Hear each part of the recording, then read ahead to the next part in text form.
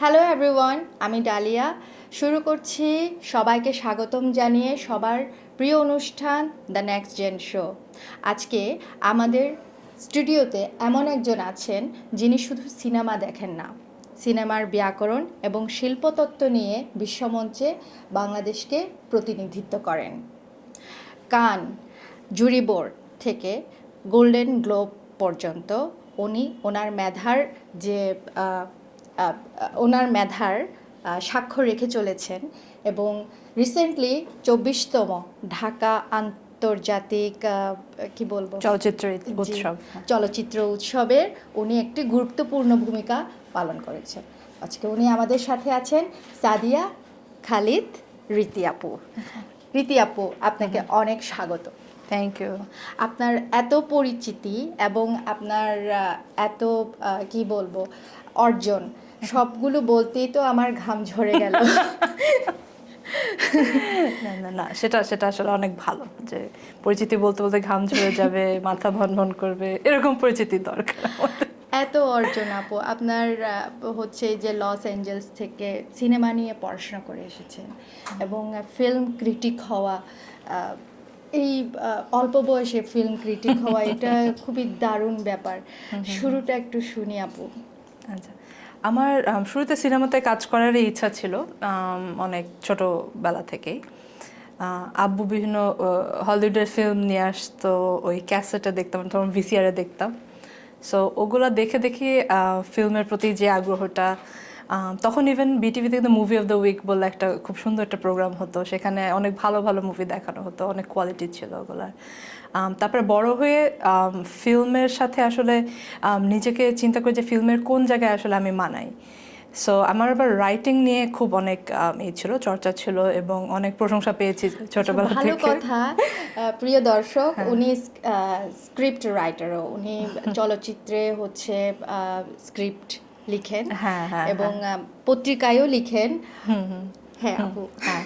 So ওইটা আর কি, মানে তখন আমি চিন্তা করলাম যে আচ্ছা, আমার সিনেমা নিয়ে পড়াশোনা করতে গেলে তাহলে আমার তো একটা বেছে নিতে হবে যে আমি সিনেমার কোন অংশটাতে আসলে কাজ করতে চাই। তো আমি তখন স্ক্রিপ্ট রাইটিংটাকে আসলে বেছে নিই। আর তারপরে ফিল্ম ক্রিটিসিজমের সাথে যুক্ত হওয়ার কাহিনীটা এরকম যে স্ক্রিপ্ট রাইটার হিসেবে বাংলাদেশে যেহেতু ফুল টাইম কাজ করার ওরকম কোনো সুযোগ নেই, তো আমি পাশাপাশি এটাও চালিয়ে যাই এবং আমার কাছে একটার পর একটা আসলে এরকম অফার আসতে থাকে বিভিন্ন জায়গায় জুরি হিসেবে যাওয়ার জন্য। তো শুরুটা কিন্তু ঢাকাতেই হয়েছিল। শুরুটা হয়েছিল এই ঢাকা আন্তর্জাতিক চলচ্চিত্র উৎসব থেকে। সো ওখানে আমি জুরি হয়েছিলাম 18-তে। আর তারপরে বিভিন্ন দেশ থেকে যখন আসতে থাকে এই জুরি হওয়ার আমন্ত্রণ, তার পরের বছরই কিন্তু আমি আবার ক্যানে যেতে পেরেছি ফিপ্রেসি জুরি হিসাবে। সো এটা আসলেও মানে স্বপ্নের মতো ছিল, এটা চিন্তা করা যায় না, বা আমরা এরকম আগে দেখিনি। মানে আমার এরকম এমন না যে আমি কাউকে ফলো করে এখানে আসতে পেরেছি। আমার আগে বিভিন্ন জায়গায় জুরি হিসাবে যেতে দেখেছি আহমেদ মুস্তফা জামালকে। তো উনি আমাদের অনেক সিনিয়র এবং কোনো মেয়েকে স্পেশালি এবং ইয়াং বয়সে আসলে এইসব রোলে আমরা দেখিনি। সো ওটা আমার এমন না যে আমি ধরে নিয়েছি যে আমি এটা পারবোই, সেরকম না। আমার একটা ইচ্ছা ছিল বা একটা চেষ্টা ছিল এবং আমি লাকি যে আমি আমার সেই চেষ্টাটা আসলে কাজে লেগেছে। সেটাই জানতে চাচ্ছিলাম আপু যে মানে রেড কার্পেটে হাঁটা এবং মানে বড় বড় বিজ্ঞ মানুষদের পাশে বসে একটা সিদ্ধান্ত নেয়ার যে ক্ষমতাটা পাওয়া, এটা সত্যি বিরল। সেটার জন্য আপনার কতটুকু কাজ করতে হয়েছে? এটা একটা তো আমার যে ফিল্ম নিয়ে আমার পড়াশোনাই ছিল, আর আরেকটা যেটা করতে হয় একটা জুরি বোর্ডে থাকলে সেটা হচ্ছে আপনার নিজের ডিসিশনটাকে ডিফেন্ড করা। সো স্পেশালি আমরা যেহেতু বাংলাদেশ থেকে এসেছি, বাংলাদেশের রিপ্রেজেন্টেশন খুবই কম থাকে বিভিন্ন জুরি বোর্ডে। সো বা ইভেন এশিয়া, সাউথ এশিয়া, এইসব জায়গার রিপ্রেজেন্টেশনটা মানে অনেক কম। বেশিরভাগ দেখা যায় যে ইউরোপিয়ান কান্ট্রিগুলো থেকেই বেশি যাচ্ছে জাজিং প্যানেলে। সো ওদের একটা হয় কি যে আপনি তখন ওখানে একটা সংখ্যালঘু হয়ে যান, কিন্তু সো আপনার কথাটাকে তারা যে আমলে নিতে চায় না সব সময়। সো তখন যেটা হয় আপনার নিজেকে অনেক ডিফেন্ড করতে হয় যে আমি কেন এটাকে বেছে নিচ্ছি। এবং আপনার পয়েন্ট অফ ভিউ হয়তো বা তারা বুঝবে না সবসময়, বিকজ যারা একই কালচার থেকে এসেছে তাদের কিন্তু চিন্তাভাবনা কাছাকাছি, আবার আমি অনেক ডিফারেন্ট কালচার থেকে এসেছি দেখে আমার হয়তো পয়েন্ট অফ ভিউটা ডিফারেন্ট। সো এইটা আমার জুরি বোর্ডে থাকতে থাকতে এটা আমি শিখেছি। একদম প্রথম যখন ছিলাম, যেহেতু সেটা বাংলাদেশেই ছিল, সেটা বাংলাদেশি সিনেমারই একটা ছিল, সেকশন ছিল। সো বাংলাদেশি সিনেমা নিয়ে আমার সাথে আর বাকি যে দুজন ছিল, একজন ছিল সেন্ট্রাল এশিয়ার আর একজন ছিল ইউরোপের। সো তাদের এমন একটা ভাব যে তারা মনে হয় আমার থেকে বেশি জানে বাংলাদেশের সিনেমা নিয়ে। হ্যাঁ, সো ওই জিনিসটা আমার মানে ব্যাটল করতে একটু সময় লেগেছে। হ্যাঁ, সো ওই ব্যাটলটা এখনো চলছে, কারণ আমরা এখনো আসলে আমাদের রিপ্রেজেন্টেশনটা খুবই কমই থাকে এখনো পর্যন্ত। আপু, আমার বরাবরই খুবই আগ্রহ যে সিনেমা নিয়ে যারা পড়াশোনা করে ওরা কি কি সাবজেক্ট পায় এবং ওরা কি কি শিখতে পায়, এটা নিয়ে আমার বরাবরই খুবই আগ্রহ। অলরেডি আপু বলেই ফেলেছেন একটু আগে যে এই পড়াশোনার জন্য আপনার কাজ করতে সুবিধে হয়েছে। তাও আবার একটু জিজ্ঞেস করি যে এই পড়াশোনা করে এসে এবং এই যে এরকম একটা রেয়ার প্রফেশনে আপনি লিড করছেন, আপনার হচ্ছে যে মানে কি কি শিখা লাগছিল, মানে কিভাবে হেল্প করে? ফিল্ম স্টাডিজ আছে, আবার ফিল্ম বিজনেস স্টাডিজ আছে, আবার ফিল্ম যেটা মাস্টার্স প্রোগ্রাম বলেন বা প্রফেশনাল প্রোগ্রাম বলেন, সেখানে যেটা শেখানো হয় আলাদা আলাদা করে স্পেশালাইজেশনের জায়গা আছে। যেমন আমি পড়েছি ইউসিএলএ থেকে, ওখানে স্পেশালাইজেশন ছিল স্ক্রিন রাইটিং ছিল, ডিরেক্টিং ছিল, সিনেমাটোগ্রাফি ছিল, অ্যাক্টিং ছিল, প্রডিউসিং ছিল। সো এই কয়েকটা জায়গা থেকে আপনি বেছে নিতে পারেন। এর বাইরে আপনি অন্য কিছুতে স্পেশালাইজ করতে চাইলে কিন্তু ওটা আপনি ঠিক পড়াশোনা দিয়ে করতে পারবেন না, ওটা আপনার নিজের অন দ্য জব শিখে নিতে হবে। সো বাকি ওগুলোতে কি পড়িয়েছে আমি ঠিক বলতে পারছি না, কিন্তু আমার প্রোগ্রামে যেগুলো করিয়েছে সেটা আমি বলতে পারি যে একদম একটা স্ক্রিন রাইটিং করতে গেলে, একটা স্ক্রিপ্ট লিখতে গেলে সেই গল্প ভাবনা থেকে শুরু করে, চরিত্র ভাবনা থেকে শুরু করে আপনার কোন প্রসেসে আগালে ভালো হয়, বা আমাদের একজন টিচার তো অস্কার উইনার্স ছিলেন বা অনেক বড় বড় ডিরেক্টরদের সাথে কাজ করেছেন, খুবই খুবই হাই প্রোফাইল এক একজন। হ্যাঁ, এমন না যে তারা একাডেমিক, লাইক পিএইচডি আলা মানুষ কম ছিল, বাট অস্কার আলা মানুষ বেশি ছিল।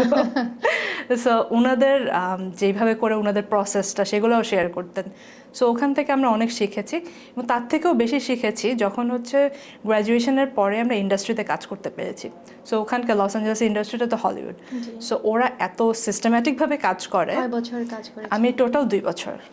সো আমার শুরু থেকেই ওয়ার্ক পারমিটটা ছিল, এবং আমার যেহেতু এখানে কিছুটা এক্সপিরিয়েন্স ছিল, তো সেটার জন্য আমি শুরু থেকেই কাজ করতে পেরেছি।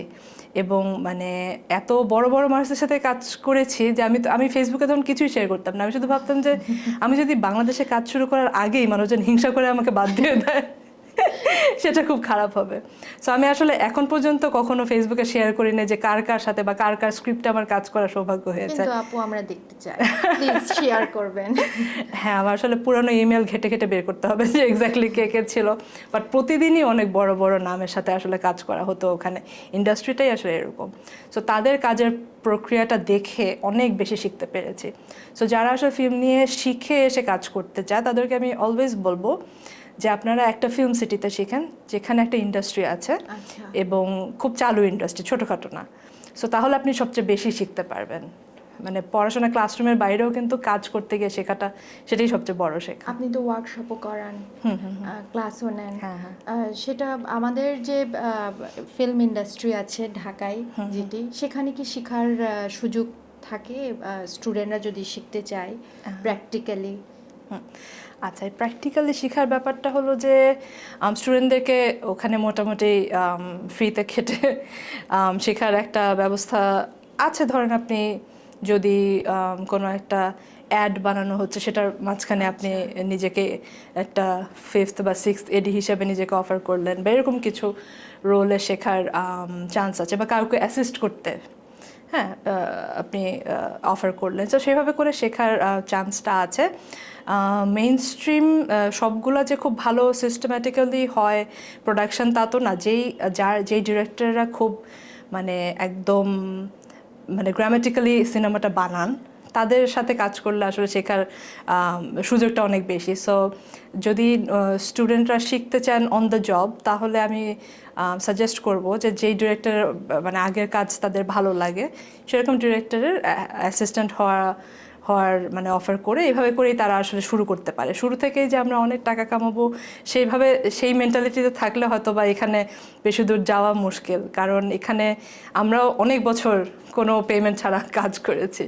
হ্যাঁ, সো এটা এখন পর্যন্ত ইয়ে হয়ে গিয়েছে, কালচারটা হয়ে গিয়েছে। এটা শুধু এখানেও না, আমি হলিউডেও সেই মানে একই অবস্থা যে আপনার শুরুতে আনপেইড হিসাবেই শুরু করে মানুষ, তারপর অ্যাসিস্ট্যান্ট হিসাবে শুরু করে, তারপর আপনি যদি ভালো করেন তাহলে আপনি হয়তো বা একটা রোল পাচ্ছেন। বেশিরভাগ তো সিনেমায় যারা কাজ করে ওরা হচ্ছে যে ডিরেকশন প্রফেশনটাকে চুজ করে, আবার সিনেমাটোগ্রাফি, স্ক্রিপ্ট রাইটার যেতে মানুষ কেন ভয় পায়? এটা কি সবাই গড গিফটেড না? তাই মানে লেখার জন্যও তো একটা ক্ষমতা লাগে না, আমাদের এটা ভয় পাওয়া ঠিক না, এখানে আপনার স্পটলাইটটা নাই, এটা আমাদের সমস্যা। ধরেন যে আপনি লিখেছেন, আপনি হয়তো বা একটা টিভি শোকে কনসিভ করেছেন, রাইটারের মাথা থেকেই হয়তো বা সেটা বের হয়েছে, কিন্তু যখন ওই টিভি শোটা প্রমোশন হবে আপনি দেখবেন যে নায়ক নায়িকার নামটাই যাচ্ছে আর ডিরেক্টরের নাম যাচ্ছে, কিন্তু আপনার স্ক্রিপ্ট রাইটারকে টোটালি অ্যাভয়েড করা হয়। সো মানুষজন দেখে যে সে একটা কাজ করছে, তার পেমেন্টটাও সবার থেকে কম এবং তার রেকগনিশনটাও সবার থেকে কম, তখন ওইদিকে যাওয়ার এটা খুব টেন্ডেন্সিটা কম থাকে। এবং রাইটারদেরকে আসলে অনেকভাবেই কি বলবো, বিভিন্ন ধরনের প্রফেশনাল অ্যাবিউজের শিকার হতে হয়। যেমন ধরেন আপনার পেমেন্টটা ঠিকমতো করলো না, পেমেন্টটা পুরাটা করলো না, পেমেন্টটা অনেক দেরিতে করলো। হ্যাঁ, রাইটিংটাই তো আসল, এক্স্যাক্টলি, রাইটিং এর উপর বেস করেই তো সিনেমাটা হচ্ছে। হ্যাঁ, আমাদের আসলে ওরকম ইউনিয়নের দরকার, যেটা যেসব বড় ইন্ডাস্ট্রি আছে বাইরে, হলিউডে যেমন আছে আপনার রাইটার্স গিল্ড আছে, সো ওরকম আমাদের কিছু একটা দরকার যেটা আমাদের রাইটটাকে প্রিজার্ভ করবে। সো ওটা না হলে আমরা খুব ট্যালেন্টেড মানুষদেরকে এখানে কম পাবো, কারণ মানে কাজ করে তার প্রাপ্যটা পেয়ে আবার স্যাটিসফ্যাকশনটাও পাবে, সব কিছু মিলে এই সংখ্যাটা খুব কম। যে হ্যাঁ, আর তাছাড়াও একটা শক্তিশালী স্ক্রিপ্ট ছাড়া কখনোই যতই রিচ হয় না কেন একটা সুন্দর সিনেমা কখনোই হবে না। যেমন আপু আমি রামুজি ফিল্ম, যদি আমি ফিল্ম রিলেটেড মানুষ না বা ওই ব্যাপারে আমার পড়াশোনা খুবই কম, আমি রামুজি ফিল্ম সিটিতে গেছিলাম, তো তখন দেখলাম ওদের অনেক জিনিসই রেডিমেড আছে, জেলখানা আছে, হসপিটাল আছে, মানে যেখানে হচ্ছে যে শুটিংগুলো হয়, কিন্তু স্ক্রিপ্টগুলো তো সেভাবে শক্তিশালী হওয়া দরকার। রাইট, হ্যাঁ হ্যাঁ, আমার মনে হচ্ছে যে আমাদের স্ক্রিপ্ট নিয়ে যেই পরিমাণ একটা ছিল, মানে উদাসীনতা ছিল, সেটা থেকে আমরা কিছুটা বের হয়ে আসছি, খুব স্লোলি বের হচ্ছি কিন্তু কিছুটা বের হচ্ছি। যেমন আমি যখন আসলাম পড়াশোনা শেষ করে 17-এ আসলাম, তখন টিভি শোতে হয়তো বা পার এপিসোড এক একজনকে রাইটারকে হয়তো বা 2000 টাকার মতো দেওয়া হচ্ছিল, অনেকে কম। এখন ওটিটি আসার পরে হয়তো পার এপিসোড এখন 20 হয়ে গিয়েছে। সো এই কয় বছরের ব্যবধানে কিছুটা চেঞ্জ হয়েছে, বাট ওই যে পেমেন্ট নিয়ে ঘোরানো বা সবাইকে ইভেন ফুল রাইটারের ক্রেডিটও না দেয়া, বিকজ অনেকের কাছেই রাইটিংয়ের ধরেন একটা এপিসোড নিয়ে গেল, তারপর সে অনেকখানিক হেল্প করলো, অনেকখানিক লিখে দিল, কিন্তু তাকে আসলে রাইটার হিসাবে ক্রেডিটও দিল না, বা তার সাথে কোনো কন্ট্রাক্ট করলো না, কোনো টাকা পয়সা এক্সচেঞ্জও হলো না। সো এগুলো অনেক ব্যাড প্র্যাকটিসেস আসলে আছে রাইটিং নিয়ে, যেটা আমাদের ইন ফিউচার মানুষ যখন বুঝতে পারবে, আন্ডারস্ট্যান্ড করতে পারবে, এইসব সমস্যাগুলো অচিরেই সমাধান মিলবে। আপু, যখন জুরি বোর্ডে আপনি বসেন তখন আপনি আপনার কোন জিনিসটা মানে মাথায় রাখেন সিদ্ধান্ত নেওয়ার ক্ষেত্রে? সিদ্ধান্ত নেওয়ার ক্ষেত্রে আমার মানে পার্সোনালি যেটা খুব আমাকে, যে ফিল্মটা আমার কাছে অনেস্ট মনে হয়, ইউনিক মনে হয়, এবং আমার কাছে মনে হয় যে এটা আসলে স্পটলাইটটা ডিজার্ভ করে, এটা আমাদের আরও দেখা উচিত, আরও বেশি মানুষের দেখা উচিত, বেশি মানুষের কাছে পৌঁছানো উচিত, এরকম জিনিস পিক করি। এবং আমাদেরকে সবসময় বলা হয় যে যেই ফিল্মটা এরকম, যে এরকম ফিল্ম আমরা আগে দেখিনি। আর একটা হলো যে ফিল্মটা খুব ইউনিক এবং খুব টাইমলি, মানে এই টাইমে এই গল্পটা বলাটা জরুরি। সো এরকম এগুলাই আপনার ফিল্মগুলোকে আসলে চুজ করা হয় ইউজুয়ালি অ্যাওয়ার্ডের জন্য। সো আমার ক্ষেত্রে ওইটা, এবং আমার জন্য অনেস্টিটা খুব ইম্পর্টেন্ট। কারণ আপনি দেখবেন যে ফিল্ম ফেস্টিভ্যালে দেওয়ার জন্য অনেকে আছে যে সে একটা ডিরেক্টর হয়তো বা সিনেমাটা বানাচ্ছেই ওভাবে করে ফর্মুলা করে যে আমি অমুক ফেস্টিভ্যালে চান্স পাবো, আমি কেন চান্স পেতে চাই, 5 মাস আমার হাতে আছে জমা দেওয়ার, সো আমি এখন ওভাবে করে ফর্মুলা করি যে কেন কোন টাইপের সিনেমা নেয়, আমি ওরকম একটা গল্প লিখি, তারপর সেটা বানাই। আমার মন থেকে কোন গল্পটা আসছে বা কোনটা আসলে আমার গল্প, আমি কোনটা বলতে চাই, এটার সাথে কোনো সম্পর্কই নাই। সো ওইরকম সিনেমাগুলা আপনার ধরেন আমাকে তো খুব বিরক্ত করেই, প্লাস অনেকে যারা মানে অনেক দিন ধরে কাজ করছে ফেস্টিভ্যালে তারা কিন্তু বুঝে ফেলে, সো তাদেরকেও বিরক্ত করে। সো আমাদের এই প্র্যাকটিসটা থেকে আসলে বের হয়ে আসাটা খুব জরুরি, না হলে আমরা আমাদের নিজেদের গল্পগুলো পাবো না। আমরা শুধু পাবো মানে সাদারা আমাদের কোন গল্পটা দেখতে চায় সেই গল্পগুলোই আমরা বারবার পাবো ঘুরে ফিরে। একদম। আপু, আপনি এখন বিশ্বমঞ্চে, মানে আপনাকে বলা হয় গ্লোবাল জুরি। আমাদের দেশের সিনেমা যখন বাইরে যায়, অনেক সিনেমা বাইরে যাচ্ছে, খুব ভালো ভালো কাজ করছে আমাদের দেশের সিনেমা যারা বানাচ্ছে। কি ধরনের আপনার হচ্ছে যে এটাকে কিভাবে আমি প্রশ্ন করব, ওরা কিভাবে আপনার হেল্প পেতে পারে? আচ্ছা, যারা বাইরে সিনেমা পাঠাচ্ছে, আচ্ছা, আমি যেহেতু স্ক্রিন রাইটিংয়ে স্পেশালাইজ, সেহেতু আমি সবাইকে বলি যে আপনারা যখন একটা প্রজেক্ট বানাচ্ছেন, আমাকে স্ক্রিপ্টটা হয়ে গেলে, ফার্স্ট ড্রাফটটা হয়ে গেলে আমাকে দেখায় নিতে পারেন। সো সেটা একটা জিনিস আছে। আর কোথায় প্লেস করবে, কোন ফেস্টিভ্যালে প্লেস করবে, আমি আসলে ফেস্টিভ্যাল স্ট্র্যাটেজিস্ট হিসাবে প্রফেশনালি কাজ করি না। সেটা অনেক ক্ষেত্রে হয়তো বা কনফ্লিক্ট অফ ইন্টারেস্টও থাকতে পারে যদি আমি কোথাও জুরি থাকি, ইন দ্যাট কেস এটা একটা কনফ্লিক্ট অফ ইন্টারেস্ট চলে আসে। সো ওই জন্য আমি স্ট্র্যাটেজিস্ট হিসাবে কাজটা করি না, কিন্তু আমি এমনি আপনাকে ধরেন গাইড করতে পারি যে কোন এলাকার ফেস্টিভ্যালে আপনার এটা বেটার ওয়ার্ক করবে। যেমন ধরেন আপনার হয়তো বা আমেরিকা এক ধরনের সিনেমা দেখতে পছন্দ করে, ইউরোপ আরেক ধরনের পছন্দ করে, বা এশিয়া আরেক ধরনের পছন্দ করে, আবার আমাদের একদম সাউথ এশিয়া যদি চিন্তা করি সেটাও আরেক ধরনের।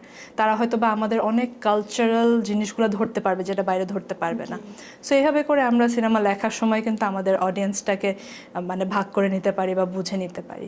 সো এইসব ক্ষেত্রে আমি হেল্প করতে পারি, স্পেশালি স্ক্রিপ্ট নিয়ে, অ্যান্ড দেন আপনার এই এই অডিয়েন্স বোঝার ব্যাপারটা নিয়ে।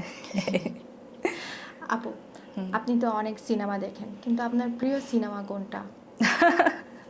প্রিয় সিনেমা অনেকগুলা, সো এক এক করে বলতে গেলে খুব অনেক লম্বা সময় হয়ে যাবে। এই বছরের প্রিয় সিনেমাটা বলি তাহলে। এই বছর তো অনেক সিনেমা দেখা লাগলো। আপনার গোল্ডেন গ্লোবসের জন্য আমার প্রায় 500-র মতন সিনেমা দেখা লাগে। সো এবার আমার একটা সিনেমা খুব মনে দাগ কেটেছে, ওটার নাম ছিল দি অ্যাসেসমেন্ট। সো এটা আমি মানুষকে বলতে পারি যে এটা আপনারা দেখতে পারেন। আর আরেকটা মুভি খুব ভালো করলো এবার, সেটা সেন্টিমেন্টাল ভ্যালু, এটাও দেখতে পারেন, বেশ ভালো। আপনার গুগলে সার্চ করেছিলাম আপনার নামে, তো গুগল বলেছে আপনার একটা ফেভারিট মুভি আছে, সেটা হচ্ছে, আমি মুভিটা হচ্ছে কোরিয়ান একটা মুভি, অস্কার পেয়েছে। এই মুহূর্তে মুভিটার নাম মনে পড়ছে না। এটা কি প্যারাসাইটের কথা? Yes. হ্যাঁ, প্যারাসাইট একটা খুব ভালো এক্সাম্পল, যেটা আপনার পামডোরও পেয়েছে এদিকে, আবার ওইদিকে আপনার অডিয়েন্সরাও খুব পছন্দ করেছে, ওটা স্ট্রিমিংও ভালো করছে, তো এটা সব দিক থেকেই ভালো করেছে। অবশ্যই এটার পিছনে নেটফ্লিক্সের একটা বড় হাত আছে। একটা মুভির অ্যাওয়ার্ড পাওয়া কিন্তু মানে শুধুমাত্র যে সেটা ভালো মুভি হলে সেটা অ্যাওয়ার্ড পাবে তা না, এটার পিছনে অনেক বড় একটা ইনভেস্টমেন্ট থাকে। যেমন অনেক মুভির ক্ষেত্রে $5 মিলিয়ন ইনভেস্টমেন্ট থাকে জাস্ট এই অ্যাওয়ার্ডস পুশ করার জন্য, অনেকে $20 মিলিয়ন থাকে। সো হিউজ বাজেট থাকে এটার পিছনে, মানুষের কাছে পৌঁছানোর পিছনে। সো হ্যাঁ, সেটাও হয়তো বা ছিল এদের, যেহেতু এটা নেটফ্লিক্সের প্রোডাকশন ছিল এবং নেটফ্লিক্স পামডোর পাওয়ার জন্য চেষ্টা করছিল কয়েক বছর ধরে। সো সেটা হয়তো বা ছিল, but at the same time as a film, এটা যারা অডিয়েন্সরা দেখেছে তারা আসলে অ্যাপ্রিসিয়েট করতে পেরেছে বা কানেক্ট করতে পেরেছে। সো এই হিসেবে বলবো যে ওটা একটা খুব মানে ওয়েল রাউন্ডেড একটা ফিল্ম, যেটা থেকে আমরা শিখতে পারি কিছু। আপু, এবার যাব আপনার ছোটবেলার দিনগুলোর নিয়ে একটু কথা বলবো। আচ্ছা, আপনার কোথায় মানে ছোটবেলায় কেটেছে? ছোটোবেলায় আমার অনেক জায়গায় কেটেছে, যেহেতু আবুর পোস্টিংয়ের জব ছিল। আমি ইভেন জন্মেছিও ঢাকার বাইরে, যশোরে, বিকজ ওই সময় আবু যশোর পোস্টিং ছিল। And then Dhaka, China, Chittagong, আবার ঢাকা কত বছর ছিলেন চিটাগাং 2 বছর ছিলাম। চিটাগাংয়ের পতেঙ্গা। আচ্ছা, খুবই খুবই সুন্দর জায়গা, মানে এটা মানে বাংলাদেশই মনে হচ্ছিল না আমার কাছে, এবং আমার কাছে মনে হতো যে এরকম একটা জায়গায় বড় হতে পারাটা একটা সৌভাগ্যের ব্যাপার।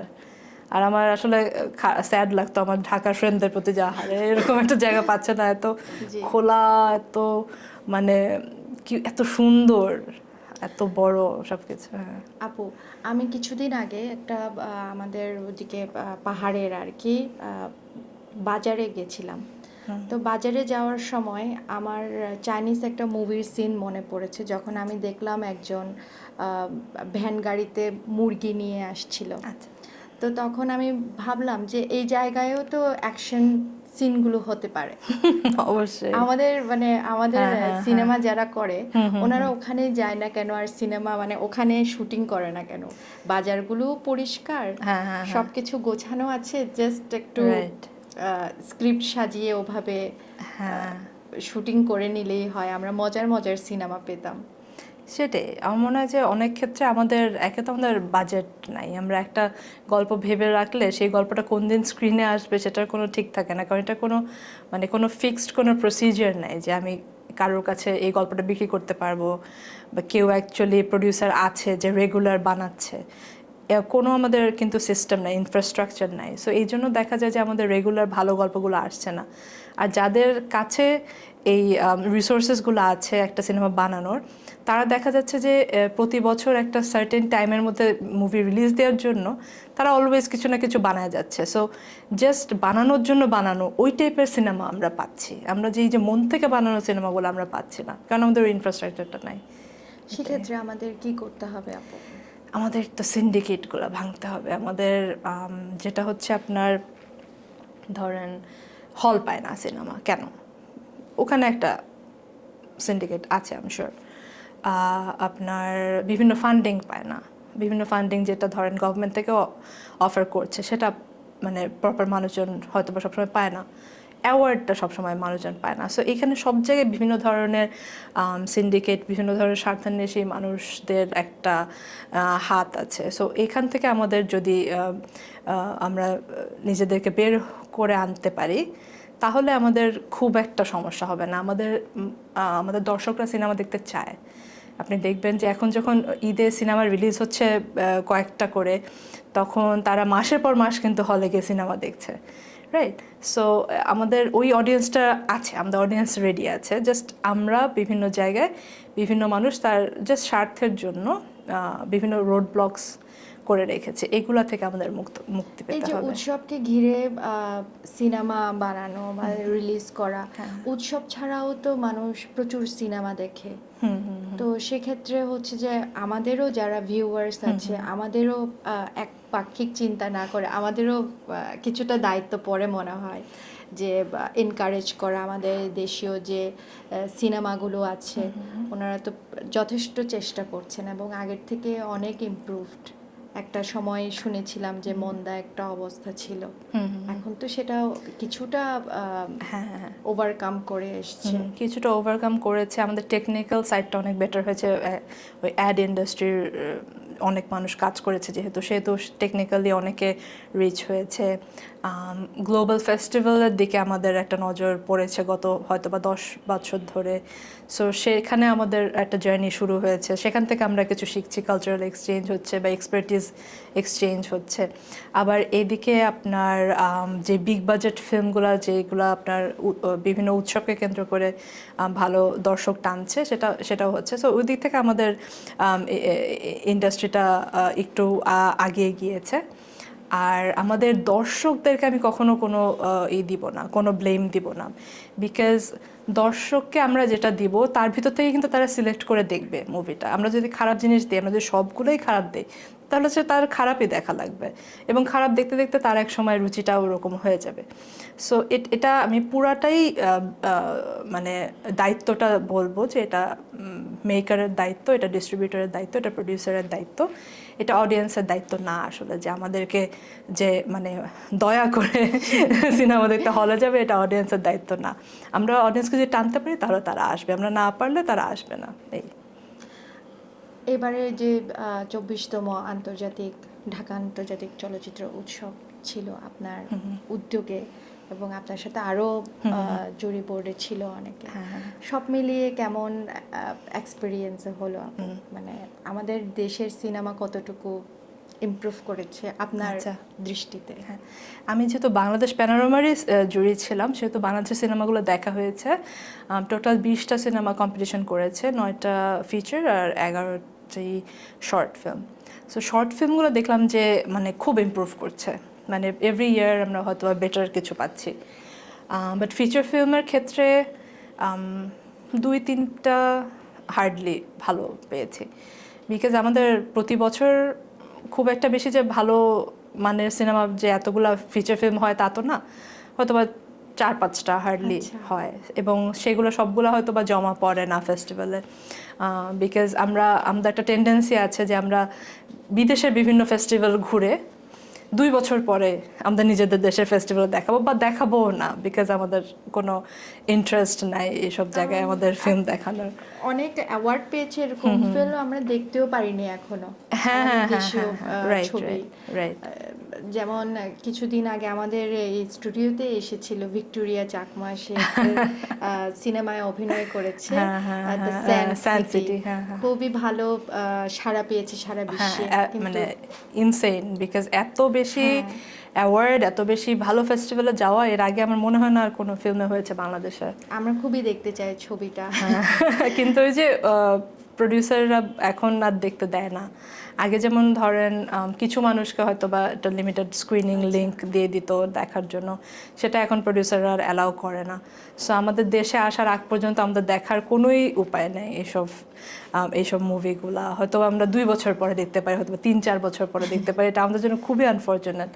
এবং একটা ফিল্ম প্রফেশনাল হিসাবে বা আমি যেই প্রফেশনে আছি ফিল্ম ক্রিটিক হিসাবে, আমার জন্য এটা যে কতটা দুঃখজনক যে একটা ফিল্ম, আমার দেশের একটা ফিল্ম ফেস্টিভ্যাল ঘুরে বেড়াচ্ছে, সেটা বিভিন্ন দেশের মানুষ সেটা নিয়ে লিখছে, আমি সেটা নিয়ে লিখতে পারছি না, কারণ আমি সেটা দেখার সুযোগ পাচ্ছি না। সো এটা খুবই আনফর্চুনেট যে এটা আমাদের মানে অ্যাটলিস্ট লিমিটেডভাবে দেখানোরও আসলে একটা সিস্টেম থাকা দরকার ছিল। বিকজ একটা সিনেমার যখন সব ধরনের রিভিউগুলো বিদেশের ক্রিটিকরাই করছে, ওরা আমাদের সব কালচারাল নুয়ান্সগুলো কিন্তু বুঝবে না। সো তখন ওই সিনেমা নিয়ে যত লেখা হবে সবগুলো হয়তো বা একটা সারফেস লেভেলে বা অন্য অ্যাঙ্গেল থেকে, অন্য লেন্স থেকে হবে।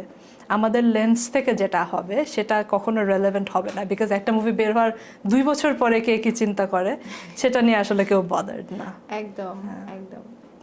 অনেক তরুণী এখন মোবাইল দিয়ে শর্ট ফিল্ম বানাচ্ছে বা ইউটিউবে রিভিউ দিচ্ছে। তাদের কি আদৌ প্রাতিষ্ঠানিক শিক্ষার প্রয়োজন আছে কিনা, ঘুরে ফিরে এডুকেশন আসলে দরকার কিনা, কতটুকু হেল্প করে এটা? আর ওইটাই যে সরাসরি কাজ করলে বেশি শেখা হয় নাকি প্রাতিষ্ঠানিক কাজ থেকে ওরা বেশি শিখতে পারে বা কাজে লাগাতে পারে? আচ্ছা, ফিল্ম এডুকেশন এখন যেই লেভেলে অ্যাভেলেবল আছে সেটা হচ্ছে টার্সিয়ারি লেভেলে বা আপনার ইউনিভার্সিটি লেভেলে। সো ইউনিভার্সিটি লেভেলে আমরা যা যা শিখতে পারি আমরা কিন্তু আসলে নিজের উদ্যোগেও শিখে নিতে পারি।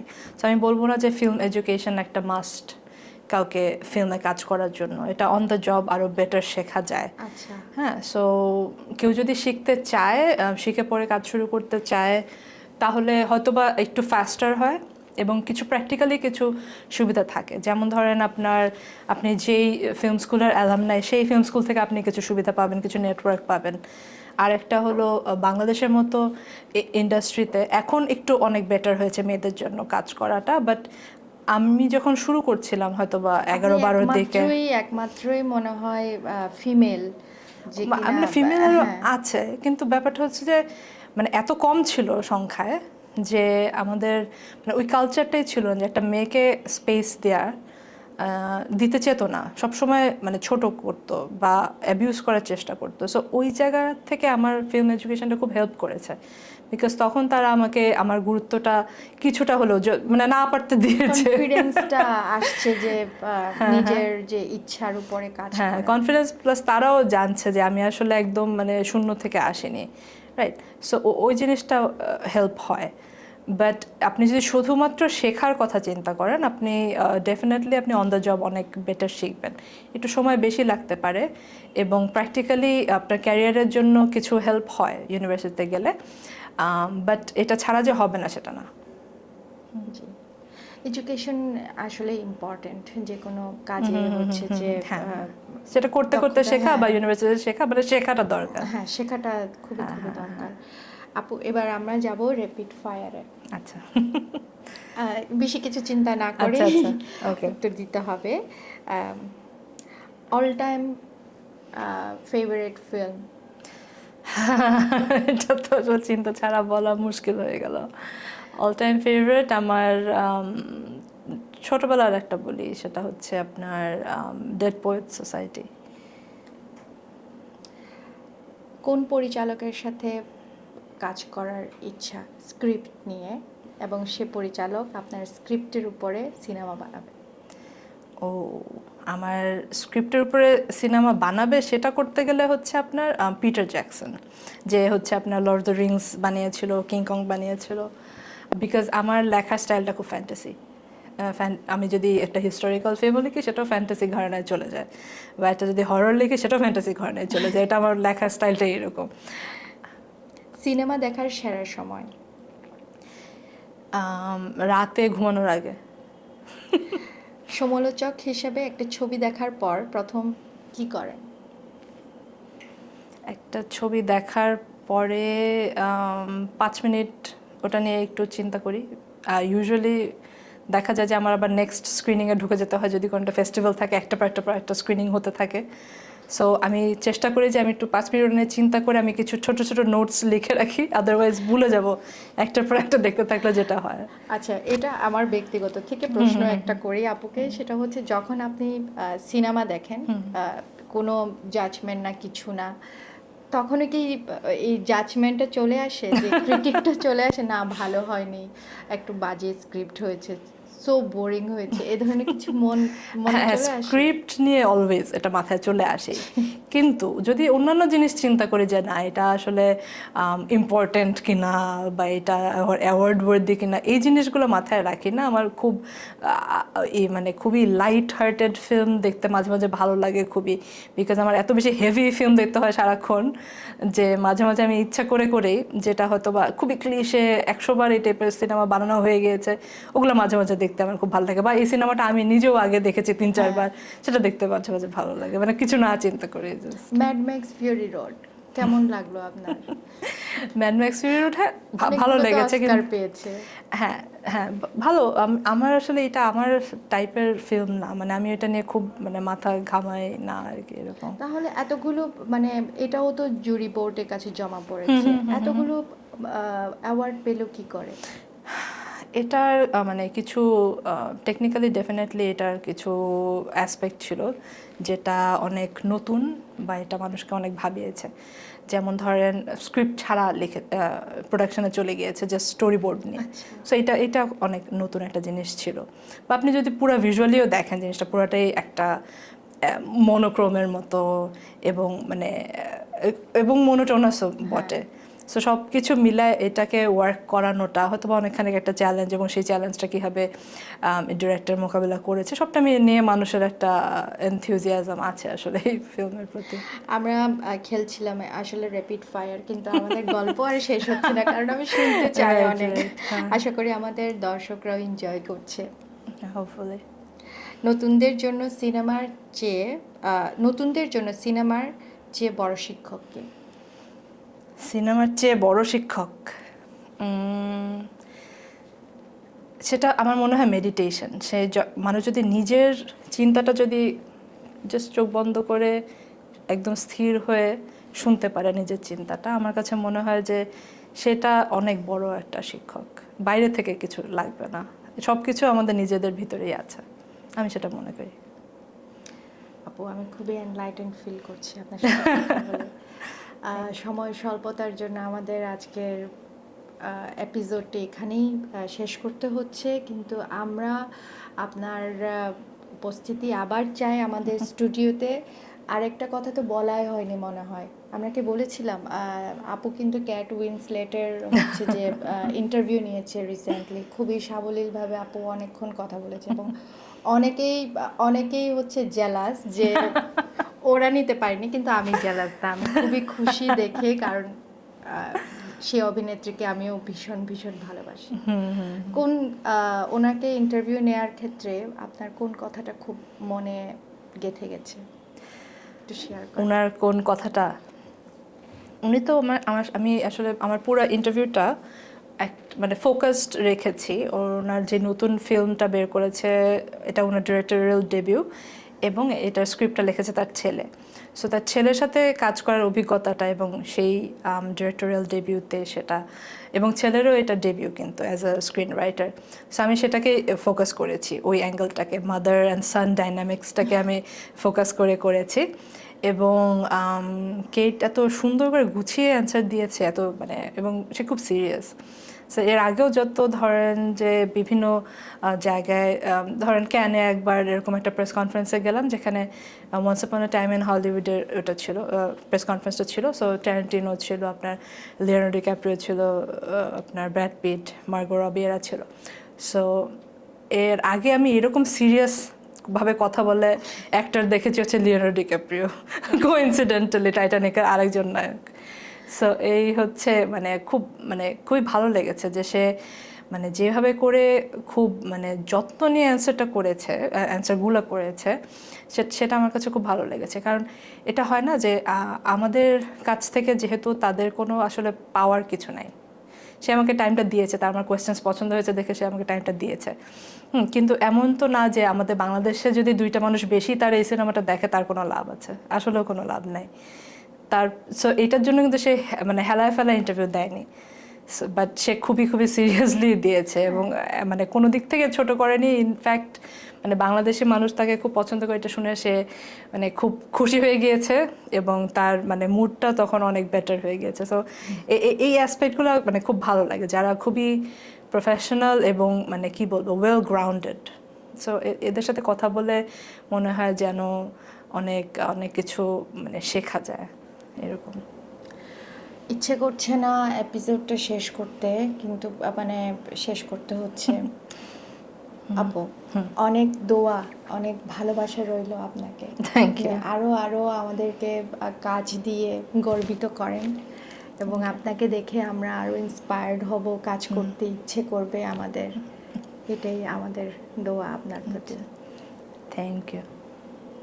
আর আমাদের শোটা দেখে যদি কারোর ভালো লেগে থাকে, সবচাইতে বড় কথা যে এতক্ষণে আপু এত ভালো ভালো কথা বলছিল, সেখান থেকে কেউ পিক করে যদি কেউ কিছু শিখে ফেলে বা দারুণ কোনো কিছু কাজ করে ফেলে, তাহলে আজকে আমাদের শো সার্থক।